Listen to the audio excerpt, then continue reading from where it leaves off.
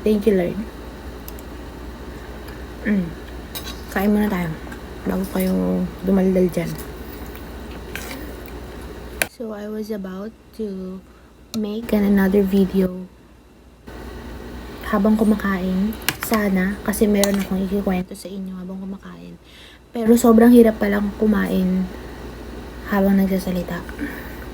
And kumain ko na lang, shut mo na lang yung mouth. Ang pangit ko pala kumain. Wait. Lipat ko kayo. So, hello people in the world. Ayan. Nilipat ko na ng pwesto kasi nga, ang pangit ng lightning.